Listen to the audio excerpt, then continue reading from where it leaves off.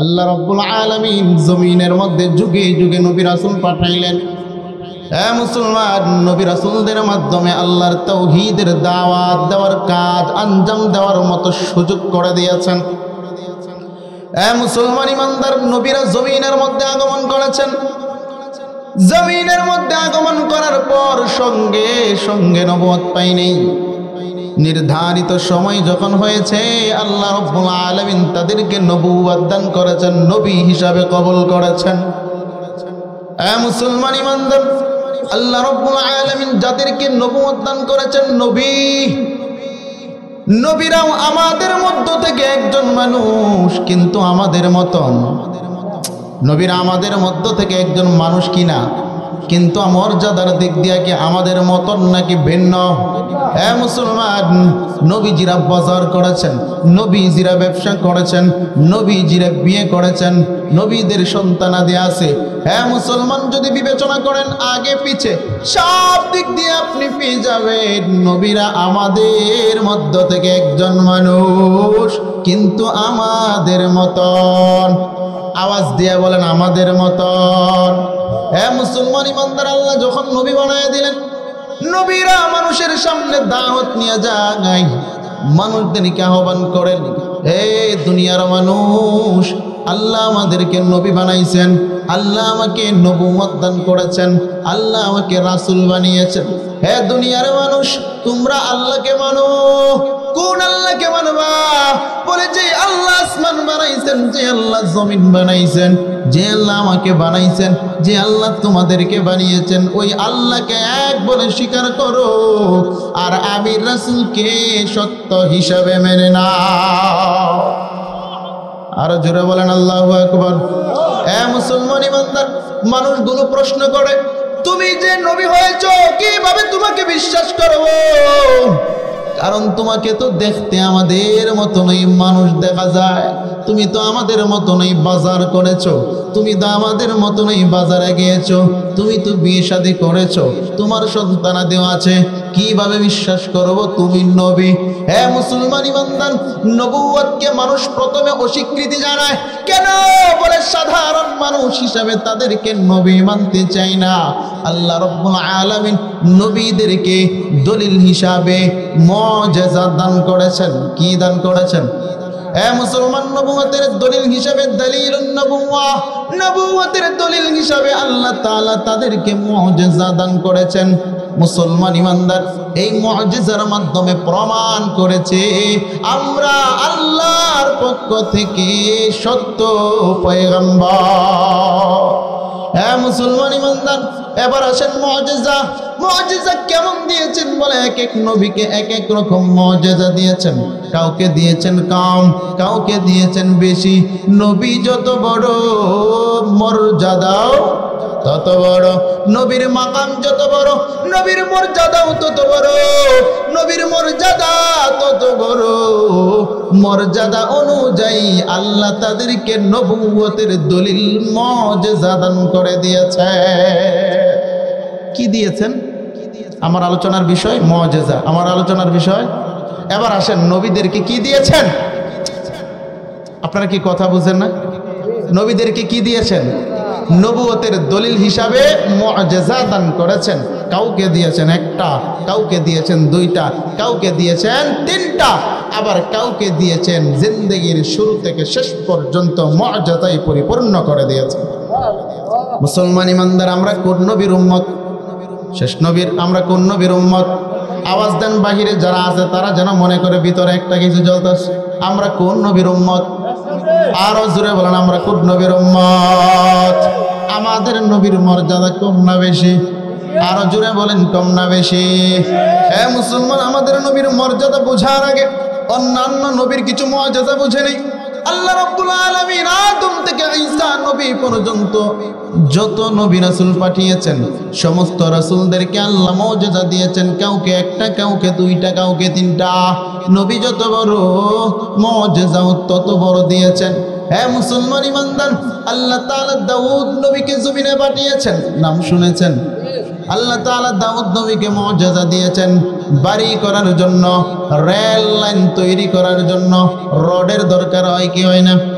এই রড গরম, রড নরম নাকি শক্ত? আরো জোরে বলেন, রড নরম নাকি শক্ত? আল্লাহ তাআলা দাউদ নবীকে মুআজিজা দিয়েছেন। ও দাউদ পয়গম্বর, ওই রড যদি তোমার হাতে নাও, তোমার হাতের বরকতে আমি আল্লাহ ওই শক্ত রডকে মোমের মতো নরম করে দিব। হ্যাঁ মুসলমান ইমানদার, আপনাদের এই নরেন্দ্রপুরের মানুষ সকলে মিলে যদি একটা শক্ত রড হাতের মধ্যে নেন, নরম করতে পারবেন? সবাই মিলে একটা রড হাতের মধ্যে নিলে নরম হবে? না না না, আল্লাহ এই মুআজিজা আমাদেরকে দেয় নাই, দিয়েছেন দাউদ নবীকে। ও পয়গম্বর, আপনি রড নেবেন, আমি আল্লাহর পক্ষ থেকে শক্ত রড নরম করার মুআজিজা আমি আল্লাহ আপনি দাউদ নবীকে দান করে দিলাম। মুসলমান ইমানদার, 2 নম্বর মুআজিজা দিয়েছেন আল্লাহ দাউদ নবীর একটা কণ্ঠ দিয়েছেন, বড় চমৎকার কণ্ঠ, এত সুন্দর আওয়াজ, এত সুন্দর শব্দ। দাউদ নবীকে আল্লাহ যে কিতাব দান করেছেন, জাবুর কিতাবের নাম। দাউদ নবীকে যে গ্রন্থ দিয়েছেন, গ্রন্থের নাম কি? আল্লাহ তাআলা জাবুর দান করেছেন। দাউদ নবী যখন জাবুরের তিলাওয়াত শুরু করে দিত, হে মুসলমান ইমানদার, দাউদ নবীর কণ্ঠ এত সুন্দর, এত চমৎকার। দাউদ নবী জমিনে তিলাওয়াত করতেন, আকাশ দিয়ে উঠতে থাকা পাখিগুলো দাউদ নবীর প্রান্তরে আইসা দাউদ নবীর তিলাওয়াত শুনত। মুসলমান, এবার বলেন তো দেখি, দাউদ নবী কি গান গাইছেন না তিলাওয়াত করেছেন? মুসলমান, দুনিয়ার ভণ্ডগুলো এই কথা বলতে বাধ্য করে তাদের বাদ্যযন্ত্র মানুষদের মাধ্যমে প্রচার করতে যেই যুক্তিটা পেশ করে, বলে দাউদ নবী গান গিয়েছেন। কোন কিতাবের মধ্যে আছে যে গান বাজনা হারাম? তারা মনে করে গান বাজনা হারাম, সেটা মানতে চায় না। আসলে গান বাজনা হারাম না হালাল? আরো জুড়ে বলেন, হালাল না হারাম? তাদের গন্তব্য হলো কোন কিতাবে লেখা আছে গো হারাম বাজনা গান। দাউদ নবীর বাঁশির সুরে, দাউদ নবীর বাঁশির সুরে জুড়াই মন প্রাণ, কোন কিতাবে লেখা আছে গো হারাম বাজনা গান। সুবহানাল্লাহ কবির না নাউজুবিল্লাহ? নাউজুবিল্লাহ কবির না সুবহানাল্লাহ? আপনারা কোন গান বাজনা হালাল না হারাম? জায়েজ না না জায়েজ? আওয়াজ দেন, আওয়াজের মাধ্যমে এটা প্রমাণ হয় না, আওয়াজ দিয়ে প্রমাণ করতে হবে গান বাজনা হালাল না হারাম, জায়েজ নাকি না জায়েজ। দুনিয়ার জমিনে যে বেঈমানের দল গান বাজনাকে হালাল বলে চালিয়ে দিতে চায়, দাউদ নবীকে উদাহরণ টেনে আনতে চায়, বাস্তব রূপে তারা মানুষ না, মানুষ রূপে মুনাফিক জালেম। আওয়াজ দিয়ে বলেন ঠিক না ঠিক? এবার আপনারা বলেন, গান বাজনা গাইবেন নাকি নবীর কোরআন তিলাওয়াত করেছেন সেটা করবেন? মুসলমান, দাউদ নবী তিলাওয়াত করেছেন নাকি গান গাইছেন? আরে আওয়াজ দেয় না এই মানুষগুলা, গান গাইছেন না তিলাওয়াত করেছেন? বেঈমানের দল আল্লাহর নবীর তিলাওয়াতকে বিকৃত করেছে, বেঈমানের দল দাউদ নবীর কণ্ঠটাকে অন্য পন্থায় নিয়ে গেছে। ওই সব মানুষগুলো মস্তিষ্কে সুস্থ হতে পারে, বাস্তবে ওরা পাগল। জমিনের মধ্যে সুস্থ না পাগল? ওইগুলা পাগল নাকি সুস্থ? আপনারা পাগল না সুস্থ? গান বাজনা হারাম, আপনারা মানেন কি মানেন না? মুসলমান ইমানদার, দাউদ নবী তিলাওয়াত করেছেন। দাউদ নবী যখন তিলাওয়াত শুরু করে দিতেন, দাউদ নবীর তিলাওয়াত শুনে আকাশে উঠতে থাকা পাখিগুলো জমিনের মধ্যে বসে দাউদ নবীর তিলাওয়াত শ্রবণ করেছে। সুবহানাল্লাহ কয় না? আরো জুড়ে বলেন সুবহানাল্লাহ। মুসলমান ইমানদার, এবার আছেন অন্য নবীর কাছে। আল্লাহ ইব্রাহিম নবীকে দুনিয়ার জমিনে পাঠাইছেন। ইব্রাহিম আলাইহিস সালাম জমিনের মধ্যে কালিমার দাওয়াত দিয়েছেন, তাওহীদের দাওয়াত দিয়েছেন। যখন ইব্রাহিম নবী মানুষদেরকে দাওয়াতের কাজ শুরু করে দেয়, নমরুদের মাথা কি সুস্থ ছিল না অসুস্থ? মুসলমান ইমানদার, নমরুদ নিজেকে খোদা দাবি করেছে, রব দাবি করেছে। নমরুদ বলে, আমার রাজ্যের মধ্যে আমাকে রব মানে না এমন কেউ যদি থাকে আমি তাকে আগুনের মধ্যে ফেলে দিব। মুসলমান ইমানদার মুসলমান ইমানদার ইব্রাহিম আলাইহিস সালাম দাওয়াতের কাজ শুরু করে। ইব্রাহিমের এই বিষয়টা নমরুদের কান পর্যন্ত জালেমগুলো পৌঁছায় দেয়। ইব্রাহিম আলাইহিস সালামকে নমরুদ আহ্বান করে, তুমি আল্লাহর দাওয়াত বন্ধ করো, আমার দাওয়াত গ্রহণ করো। যদি আল্লাহর দাওয়াত বন্ধ না করো তোমাকে আমি আগুনের মধ্যে ফেলে দিব। মুসলমান ইমানদার পয়গম্বরগণ আগুনকে ভয় পেয়েছে। প্রকৃতপক্ষে মুমিনরা আগুনকে ভয় পায়, আওয়াজ দেয় না, মুমিনরা আগুনকে ভয় পায়। ইব্রাহিম আলাইহিস সালাম আল্লাহর খলিল দাওয়াতের কাজ শুরু করেন। নমরুদ বলে আগুনে ফেলে দিব। ইব্রাহিম নবী বলেন আগুনে ফেলতে পারো, আমি আগুনকেও ভয় পাই না। তুমি নমরুদকে যে বানাইছেন, দুনিয়া যে সাজাইছেন, আমি ইব্রাহিমকেও যে বানাইছেন, আগুনকেও যে বানাইছেন, আমি সেই আল্লাহর গোলাম। কার গোলাম? আওয়াজ দিয়ে বলেন কার গোলাম? ইব্রাহিম আলাইহিস সালামের জন্য নমরুদ আগুন সাজাইছেন। 2-3 দিন পর্যন্ত আগুনের মধ্যে জাল দেওয়া হয়, আগুনটাকে আরো দপদপ করে জ্বালা হয়। মুসলমান ইমানদার ইব্রাহিম নবীকে আগুনের মধ্যে ফেলে দিবে। আগুন জমিনের মধ্যে আল্লাহর শাজিমে। আগুন কার নির্দেশ মানে? আওয়াজ দিয়ে বলেন আগুন কার নির্দেশ মানে? আল্লাহ রাব্বুল আলামিন আগুনকে ডাক দিয়ে বলে, আগুন কুল্লা ইয়া নারু কুনি বারদান ওয়া সালামান আলা ইব্রাহিম। হে আগুন, আমার খলিল আমার তাওহীদের দাওয়াত দেওয়ার কারণে জালেমের দল আমার খলিলকে আগুনের মধ্যে ফেলে দিতে চায়। হে আগুন, আমি নির্দেশ দিলাম আমার খলিলকে যেই মাত্র আগুনের মধ্যে ফেলে দিবে, তুই আগুন এমন ভাবে শান্তিদায়ক হয়ে যাবি আমার খলিলের সামান্যতম ক্ষতি যেন না হয়। আগুনে ইব্রাহিম নবীকে পুরাইছে। এটা কার মুআজিজা? ইব্রাহিম নবীর মুআজিজা। হ্যাঁ মুসলমান ইমানদার, ইব্রাহিম নবী আজকে দুনিয়াতে আছে। কথা কয় না আজকে দুনিয়াতে আছে? ইব্রাহিম নবীর রূহানি সন্তান আমি আপনি জমিনের মধ্যে আছি না নাই? বাতিলরা যদি আমাদেরকে হুমকি দেয়, জালেমরা যদি আমাদেরকে হুমকি দেয়, কোরআন মানার কারণে জালিমরা যদি আমাদেরকে ঘর থেকে বের করে দেয়, কোরআনের আদর্শ মানার কারণে বেঈমানের দল যদি আমাদেরকে হুমকি দেয়, যদি জেলখানার মধ্যে ফেলে রাখে, বাবা মা যদি কোরআন মানার কারণে ঘর থেকে আমাকে আপনাকে বের করে দেয়, মুসলমান ইমানদার কোরআন থেকে সরে যাব। কথা কয় না কোরআন থেকে সরে যাব? দুনিয়ার সবাই যদি আমাকে আপনাকে ফেলে দেয়, কোরআনের পাক্কে থাকবো তো ইনশাআল্লাহ। আল কোরআনের সৈনিক আমি, নেই কো পরাজয়, একা আল্লাহর গোলাম আমি, এই তো পরিচয়, এই তো পরিচয়।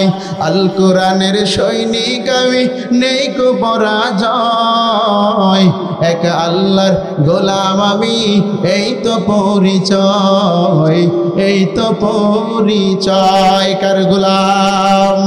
আওয়াজ দিয়ে বলেন কার গোলাম? কোরআন হাদিস শাসনতন্ত্র রাসূল আমার নেতা। ঠিক না বেঠিক? আমার নেতা কে? আমার নেতাকে রাসূল বলেন। আমার নেতাকে কোরআন হাদিস শাসনতন্ত্র রাসূল আমার নেতা। দুনিয়ার সবাই আমাকে পেরেক করে ফেলে দিতে পারে, কিন্তু আমরা দুনিয়ার কোনো তন্ত্র মন্ত্র মানি না, কারণ আমরা হলাম আল্লাহর গোলাম, শেষ নবীজির আদর্শের উম্মত। ঠিক না বেঠিক? আরো জোরে বলেন ঠিক না বেঠিক? ভয় দেখায় লাভ আছে? এই দুনিয়ার জমিন চিরস্থায়ী না ক্ষণস্থায়ী? আওয়াজ দিয়ে বলে না, দুনিয়ার জমিন চিরস্থায়ী না ক্ষণস্থায়ী? আমাদেরকে হুমকি ধমকি দিয়ে কোনো ফায়দা হবে? মুসলমান ইমানদার, আল্লাহ রাব্বুল আলামিন ইব্রাহিম নবীকে জানায় দিয়েছেন, খলিল আগুনের মধ্যে ফেলতে পারে, কিন্তু এই আগুন আপনাকে সামান্যতম ক্ষতি করবে না। হ্যাঁ মুসলমান ইমানদার, মুসা আলাইহিস সালামকে জমিনে পাঠাইলেন। আল্লাহ তাআলা মুসা নবীকে বহু মুজিজা দিয়েছেন। এর মধ্যে একটা মুজিজা হলো মুসা নবীকে আল্লাহ তাআলা লাঠির মুজিজা দিয়েছেন। মুসা নবীর হাতে যে লাঠি ছিল, লাঠি যদি জমিনের মধ্যে ফেলে দিতেন সঙ্গে সঙ্গে সাপ হয়ে যাইত।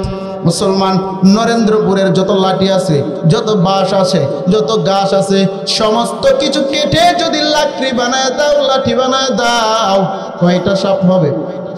হ্যাঁ, কয়টা সাপ হবে? কিন্তু মুসা নবীর লাঠির মধ্যে আল্লাহ মুআজিজা দিয়েছেন। মুসা নবীর লাঠি জমিনে ফেলতে দেরি, আল্লাহর নির্দেশে সাপ হইতে দেরি হয় না। হ্যাঁ মুসলমান ইমানদার, এরপরে আছেন আমাদের নবী জমিনের মধ্যে আসার পূর্বে 572 বছর আগে এই জমিনের মধ্যে আরেকজন নবী এসেছিলেন, হযরত ঈসা আলাইহিস সালাতু ওয়াস সালাম। আল্লাহ ঈসা নবীকে মুআজিজা দিয়েছেন, উল্লেখযোগ্য 2টা মুআজিজা।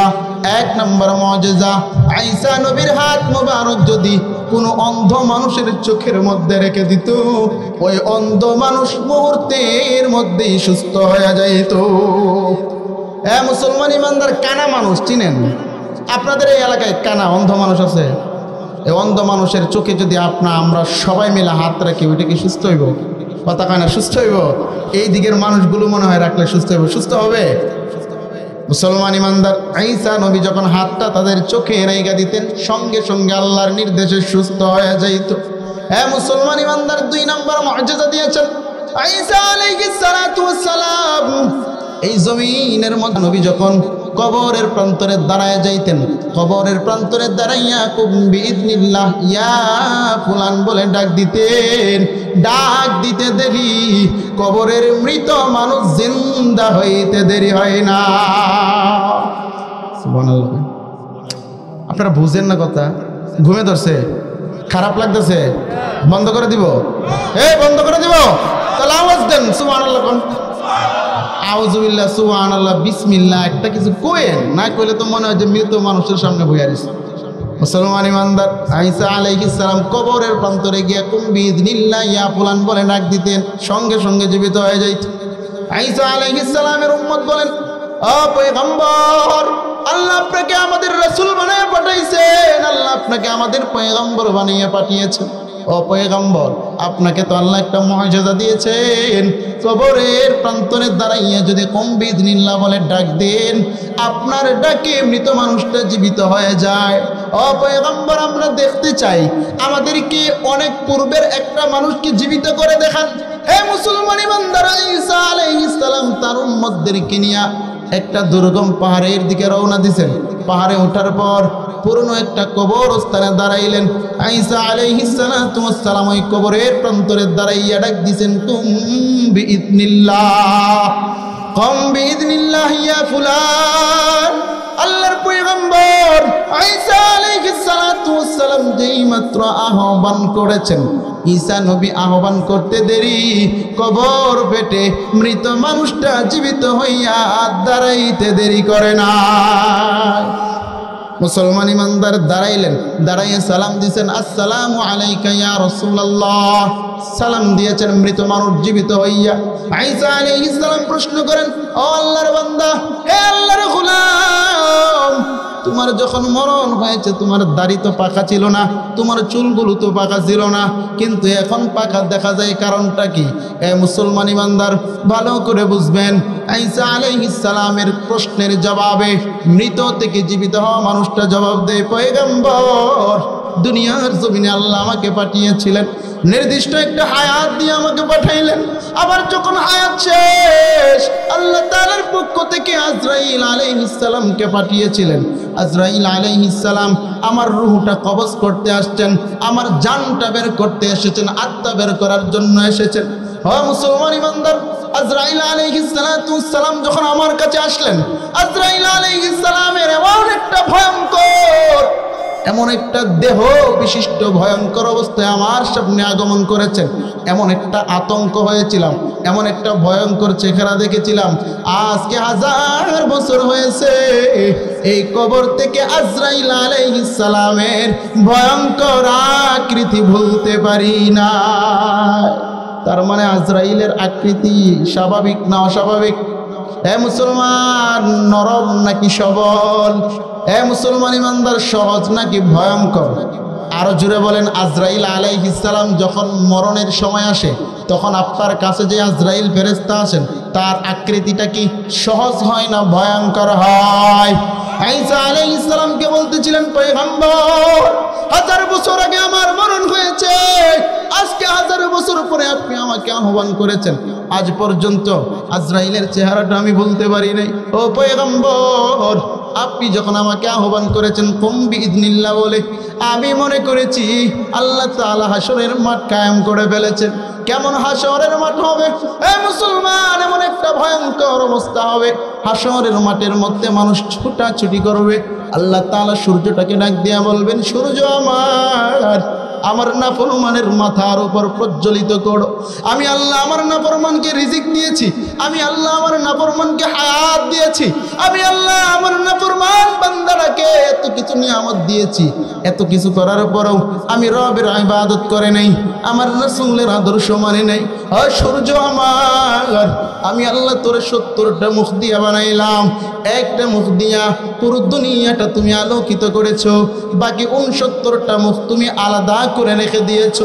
হে সূর্য আমার, আজকে পুরো 70টা মুখ দিয়ে আমার নাফরমানির উপরে এমন ভাবে তুমি প্রজ্বলিত করে দাও। হে মুসলমান, আল্লাহর নির্দেশ পাইয়া সূর্যটা মানুষের মাথার উপরে এমন ভাবে আলো দিবে, এমন ভাবে আলো দিবে, ওই সূর্যের আলো জাহান্নামীদের মাথার মগজ গলে গলে জাহান্নামে পড়তে থাকবে। হে মুসলমান ইমানদার, ঈসা আলাইহিস সালাতু ওয়াস সালামকে বলতেছিলেন, পয়গম্বর, আমি মনে করেছি এই সূর্যের তাপ বুঝি এখনই শুরু করবে, আল্লাহ বুঝি এই জন্য আমাকে আহ্বান করেছেন। আমি কবর থেকে দাঁড়াতে দাঁড়াতে অল্প সময়ের মধ্যে এত দুশ্চিন্তা হয়েছে, এত দুশ্চিন্তা হয়েছে, এই চিন্তা করার কারণে, হাসরের মাঠের ভয়ঙ্কর চিন্তার কারণে অল্প সময়ের মধ্যে আমার চুল দাড়ি পেকে কালো থেকে সাদা হয়ে গিয়েছে। মুসলমান ইমানদার, জাহান্নামের আগুন সহ্য করতে পারবেন? হাসরের মাঠের ভয়াবহতা সহ্য করতে পারবেন? 2-3 সেকেন্ডের ব্যবধানে সাদা মানুষটার চুল, কালো চুলগুলি যদি সাদা হয়ে যেতে পারে, আমাদের অবস্থা এমন হবে কি হবে না? কথা কয় না? এমন ভয়ঙ্কর আযাব আমাকে আপনাকে ধরবে কি ধরবে না? এ মুসলমান, মরণ লাগবে কি লাগবে না? কবরের মধ্যে আমার আপনার সাথে অন্য কেউ যাবে। কথা কয় না? কবরে আমার আপনার সাথে অন্য কেউ যাবে। আল্লাহর পক্ষ থেকে যেই প্রশ্ন করা হবে, অন্যজন উত্তর দিবে নাকি আমাকে উত্তর দিতে হবে? হে মুসলমান, নিজের উত্তর নিজে দিতে হবে। খালি হাতে যাওয়া লাগবে, সঙ্গে কিছুই যাবে না, একমাত্র নেক আমল যাবে। নেক আমল যারা ভিন্ন কিছু যাবে। কথা কয় না? কবরের চিন্তা সময় গেলে করবেন না সময় থাকতে? সময় গেলে না সময় থাকতে? সময় গেলে আল্লাহর নাম কি ডাকিবে, সময় গেলে তোর একদিন যৌবন ফুরাবে, কাফন ধরবে তোর সাধের অঙ্গেতে, সময় গেলে। সময় থাকতে চিন্তা করবো না, গেলে সবাই একটু জিকির করেন তো, লা ইলাহা। দুর্বল হয়ে গেছেন, আর একটু জোরে, লা ইলাহা।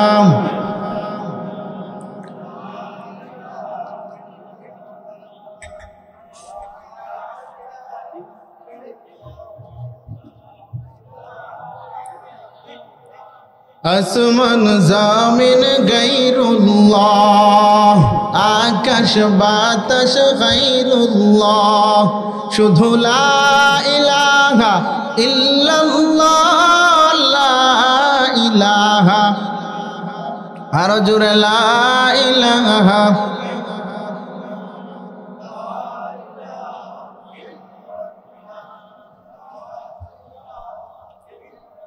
লা ইলাহা ইল্লাল্লাহু মুহাম্মাদুর রাসূলুল্লাহ। চিৎকার মেরে বলি সাল্লাল্লাহু আলাইহি ওয়াসাল্লাম। মুসলমান ইমানদার, এতক্ষণ যা শুনছেন আমাদের নবীর মুআজিজার পূর্বে আদম নবী থেকে ঈসা নবী পর্যন্ত কয়েকজনের মুআজিজা। এবার আমার আপনার নবীর মুআজিজা শোনার দরকার আছে না? আওয়াজ দেন, এবার ঠিক আছে। আমার আপনার নবীর মুআজিজা জানার দরকার আছে না নাই? আদম আলাইহিস সালাতু ওয়াস সালাম থেকে ঈসা নবী পর্যন্ত সমস্ত নবীদেরকে যত মুআজিজা দিয়েছেন তার চাইতেও বেশি মুআজিজা আমার আপনার নবী মুহাম্মদুর রাসূলুল্লাহকে দান করেছেন। এবার আসেন, আল্লাহ তাআলার অঞ্চল কতটুকু, যা সৃষ্টি করেছেন এই সব সৃষ্টির মালিক কে? আরো জুড়ে বলেন। যত কিছু সৃষ্টি দেখা যায়, আমরা দেখি বা না দেখি, যা আছে জান্নাত জাহান্নাম দুনিয়া আসমান জমিন যা আছে এই সব কিছুর মালিক কে? আল্লাহ তাআলা নবীকে কি দিয়েছেন? যতটুকু অঞ্চল পর্যন্ত আল্লাহ তাআলার ক্ষমতা, অঞ্চল যতটুকু, আল্লাহ আমার আপনার নবীকে নবুয়তের অঞ্চলও ততটুকুই দান করেছেন। আরো জোরে বলেন সুবহানাল্লাহ। আল্লাহ বলেন, আমি অন্যান্য নবীদেরকে একটা দুইটা তিনটা মুআজিজা দান করেছি, আর আমি আল্লাহ আপনার নবীকে মুআজিজা দান করেছি।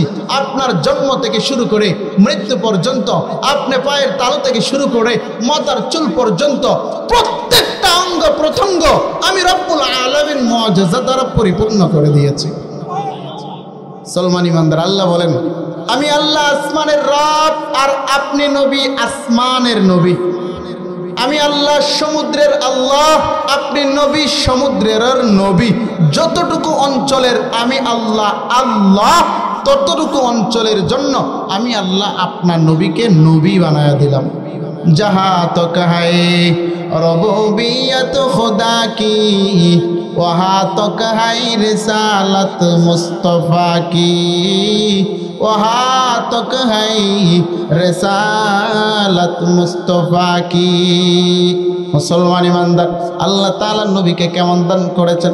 আমার নবীর জন্য, এই জন্য তো সবাই পাগল। মানুষ পাগল, মাখলুক পাগল, গাছ পাগল, সমুদ্র পাগল, এমন কোনো বস্তু নাই যে নবীর জন্য পাগল না। মুসলমান ইমানদার, আম্মাজান আমিনার গর্ভে নবীজি আগমন করেছেন, দুনিয়াতে এখনো আগমন করে নাই। আম্মাজান আমিনা দুনিয়ার মানুষদেরকে বলতেছিলেন, হে দুনিয়ার মানুষ, আমার গর্ভে মুহাম্মদ যেই দিন আগমন করেছে ওই দিন থেকে শুরু করে দুনিয়ার জমিনে আসার আগ পর্যন্ত এত কিছু মুআজিজা আমি দেখেছি, দুনিয়ার জমিনে অন্য কোনো মা বোন দেখতে পারে না। মক্কার মহিলারা প্রশ্ন করে, আম্মাজান আমিনা আপনি কি দেখেছেন? হে মুসলমান ইমানদার, আম্মাজান আমিনা বলেন, আমার সন্তান যেই মাত্র আমার গর্ভে আগমন করেছে, আমি যদি বাথরুমে যাই, আমি যদি গোসলখানা যাই, আমি যদি রাস্তা দিয়ে চলি, আমি যেখানেই যাই না কেন, আল্লাহ তাআলা কুদরতি ভাবে আমার মাধ্যমে সমস্ত অঞ্চলের মধ্যে মেশকের ঘ্রাণে মোহিত করে দেয়। আরো জোরে কোন সুবহানাল্লাহ।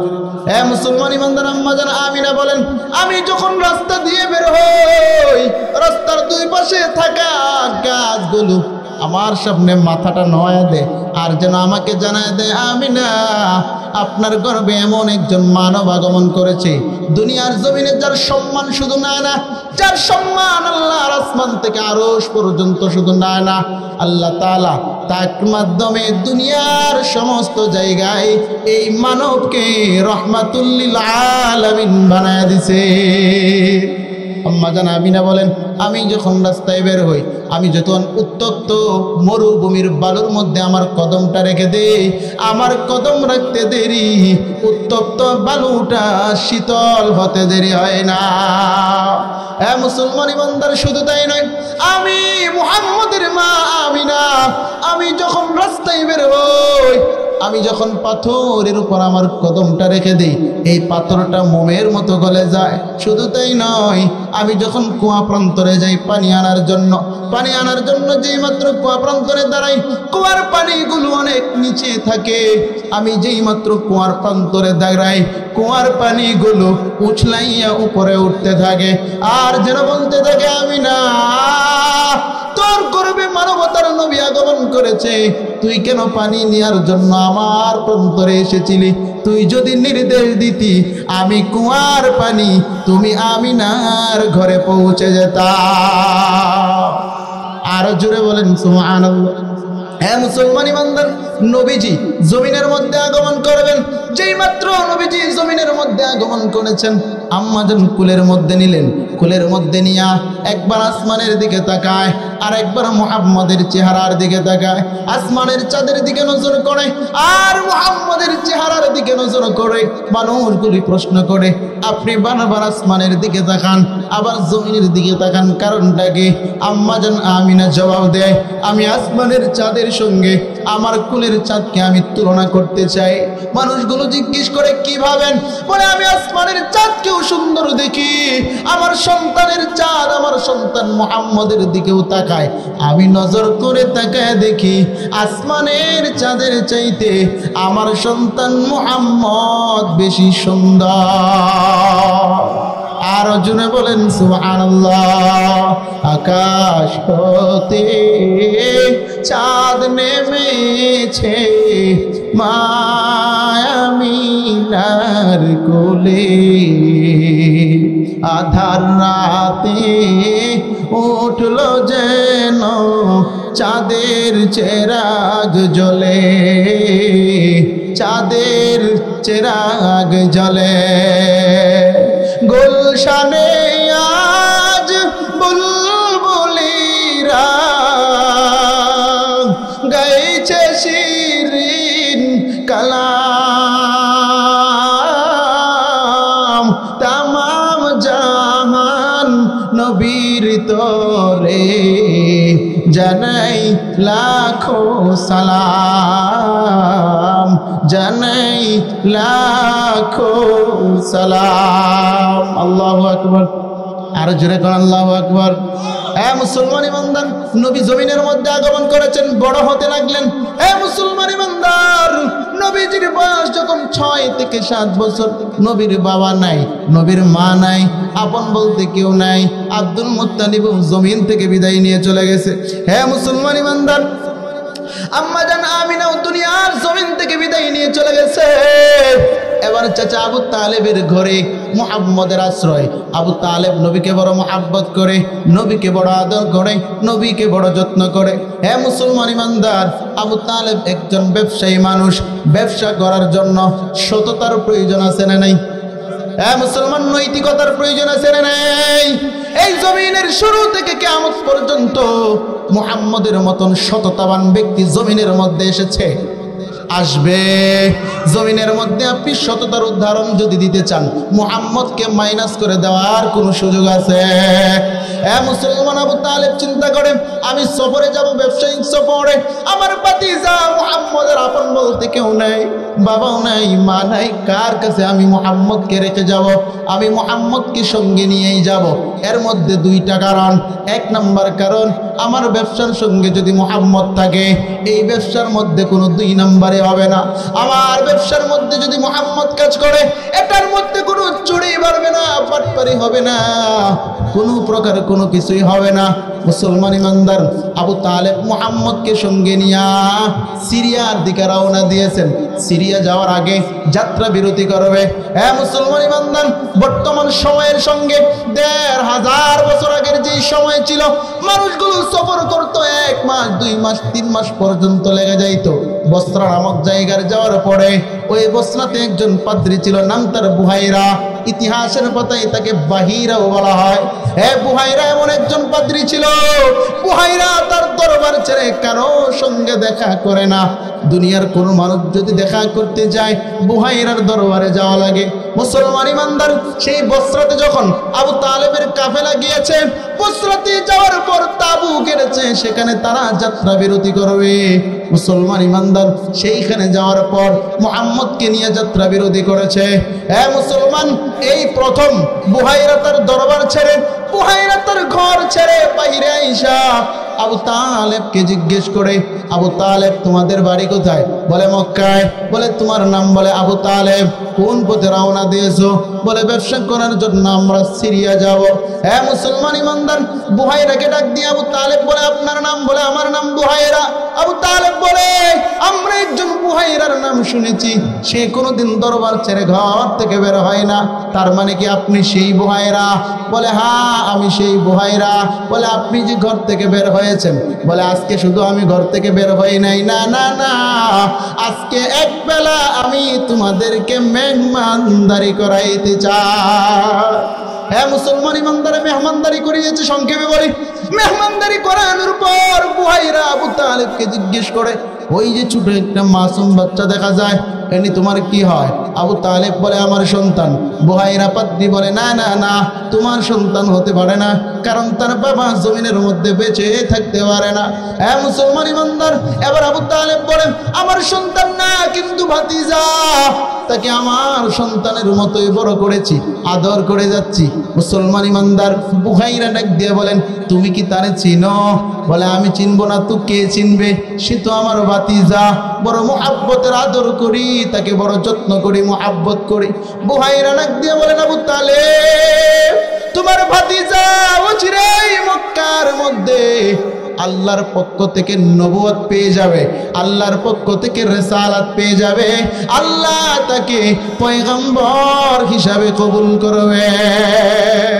মুসলমান ইমানদার আবু তালেবকে বলে বুহাইরা। আবু তালেব প্রশ্ন করে, বুহাইরা আপনি কিভাবে বুঝলেন?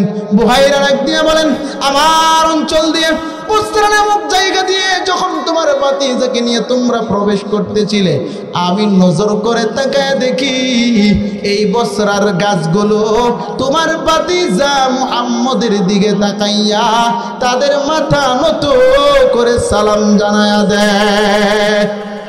আর জোরে কই না সুবহানাল্লাহ।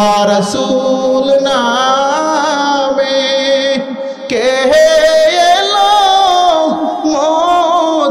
মদিনায়, রাসূল নামে।